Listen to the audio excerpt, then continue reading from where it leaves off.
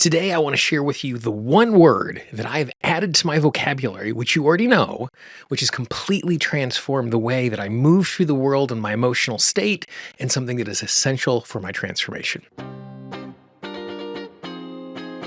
This is Gene Monterastelli, and welcome to the Tapping Q&A podcast recorded live to tape from Williamsburg in Brooklyn. This is episode 647, originally aired January 29th, 2025. Hi, everyone. I hope this finds you well wherever you are and whatever time of day you're getting a chance to spend a little time with me today.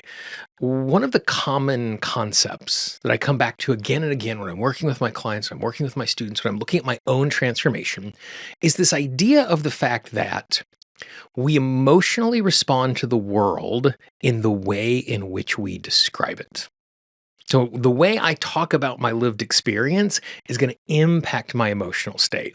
And the example that I always give, the simple example I always give to my students is if I say, everybody at work hates me, then I'm going to walk into work in a defensive stance, looking for something to go wrong always. And it doesn't matter if everybody at work actually hates me or not. And it doesn't matter if intellectually I know everybody at work doesn't hate me. But if I'm engaging with the day, if I'm walking into what is going on by describing it that way, my emotions are going to carry me through and impact what is going on.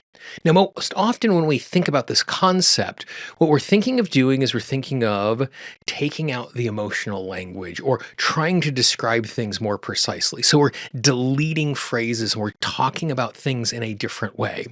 Today, what I want to do is I want to share with you a word not to remove, but to add. And by adding this one word, it is going to make all the difference in your transformation, and it's going to make a huge difference when you are tapping. I'm going to show you exactly how to introduce it into your tapping.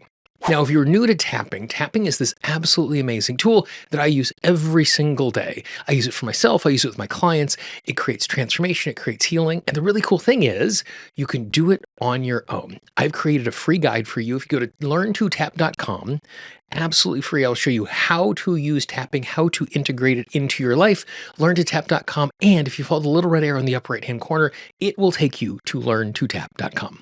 My relationship to the word that I'm about to share with you doesn't start at this particular conversation, but it was certainly informed by this conversation because it was the first time I really thought about this idea.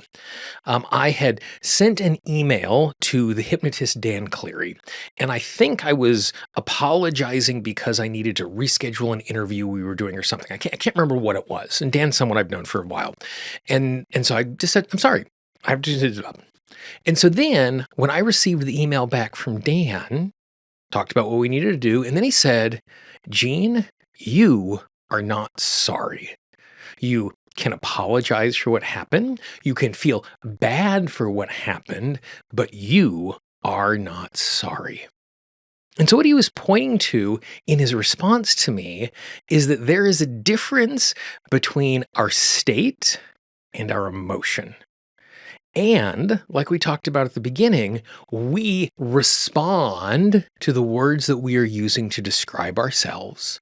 And I was describing myself as a state. And so this is what I mean by that. So states are things that are permanent or much more permanent.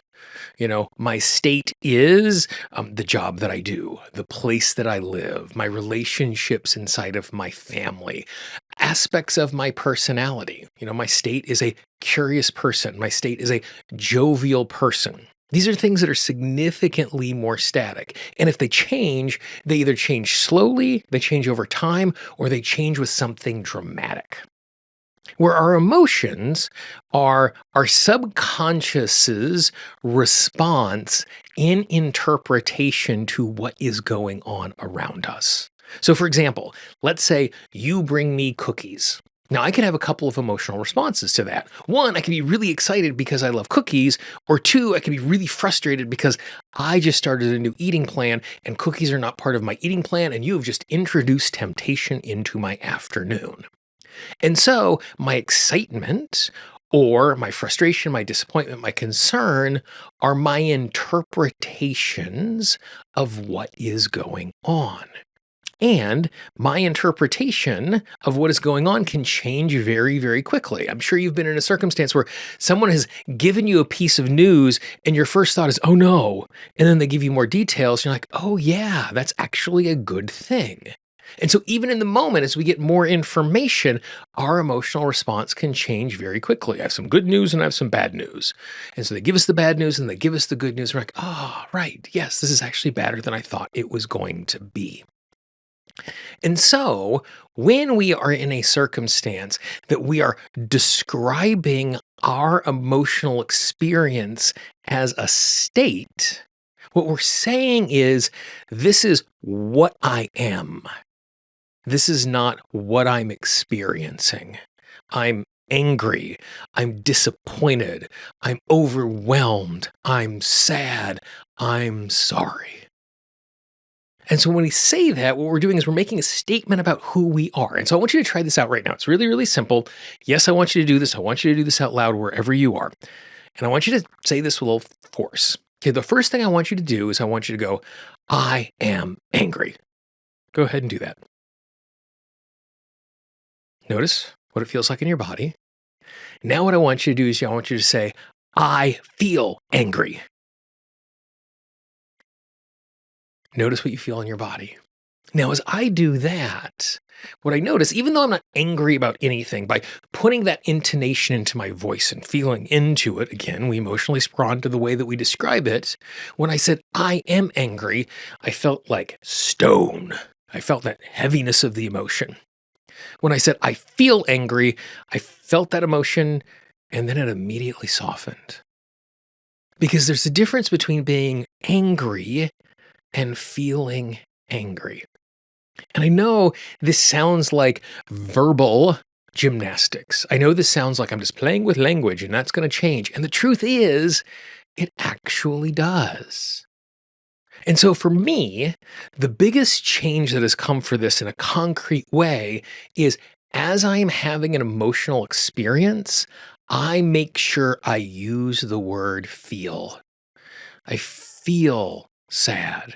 I feel disappointed. I feel overwhelmed. I feel incompetent.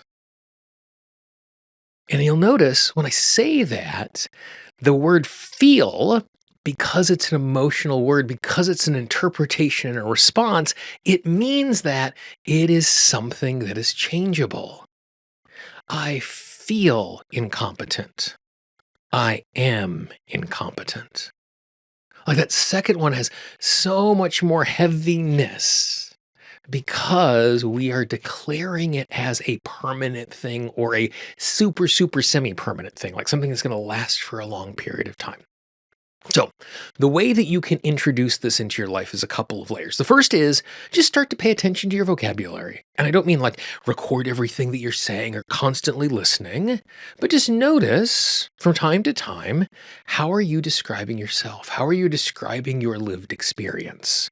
Are you saying, I am emotion? Or are you saying, I feel emotion? Second thing we can do is just start adding the word feel. I say the word feel all the time. If I am describing what is going on in my experience and I'm going to be using emotional vocabulary, I have trained myself to say, I feel the emotion, not I am the emotion.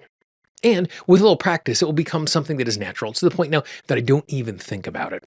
The third thing you can do is you can do some tapping around this particular idea, because part of the resistance to I feel this emotion is it feels scary to feel our emotions.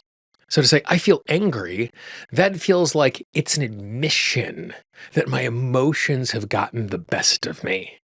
Where I am angry feels like a statement of fact. And it's so weird. Again, like the way our subconscious mind subtly responds to these particular descriptive words as we are engaging in something is by introducing it, it becomes scary, but I have to be aware of my emotions, but introducing it also makes it easier for us to release it. So for me, if I'm going to engage in this sort of thing, part of the engagement in choosing to do this is giving yourself permission to feel the emotions. So this is what we're going to do is we're just going to do a little tapping. I'm going to show you exactly what it feels like. You can tap on this. You can come back to it. You can add your own words, but this is what it gives, like this. Tap on the side of the hand, take a nice big deep breath. And just move from tapping point to tapping point, repeating after me. If you can do it out loud, I'd really encourage you to do so and tap on the points that make the most sense for you. I recognize the fact that I am not my emotions. My emotions do not define me. My emotions are not permanent. And my emotions are not my state. Instead, my emotions are nothing more than my subconscious mind's interpretation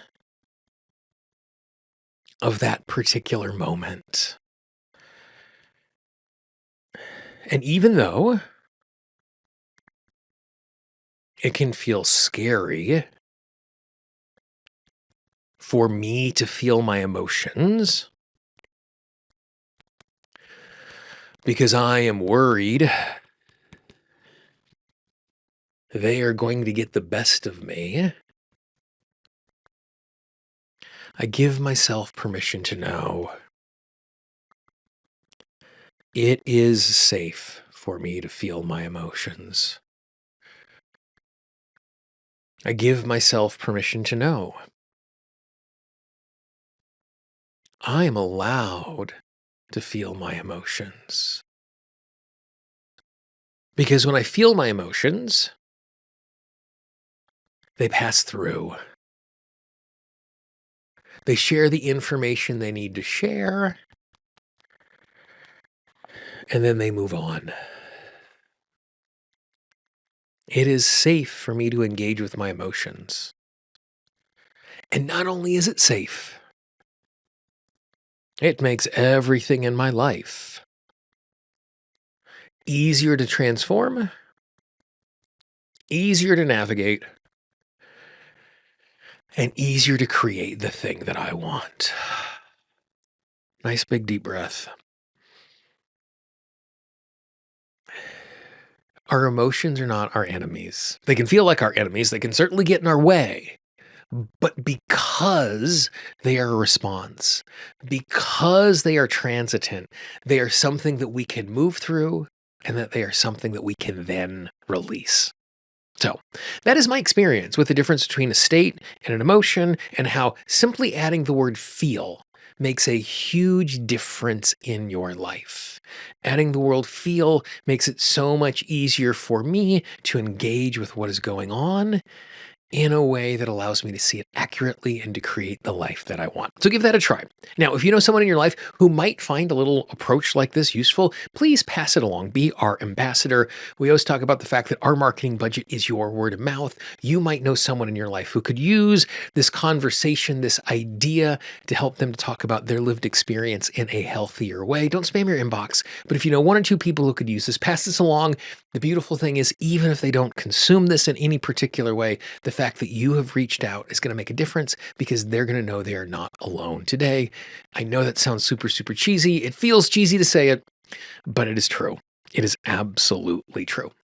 As you look at the screen right now, you will see an entire playlist of the Tapping Q&A podcast. We're here every single Wednesday with new content. Click on that playlist. There's hundreds of hours free training waiting there for you to help you to create transformation and to improve your tapping skills.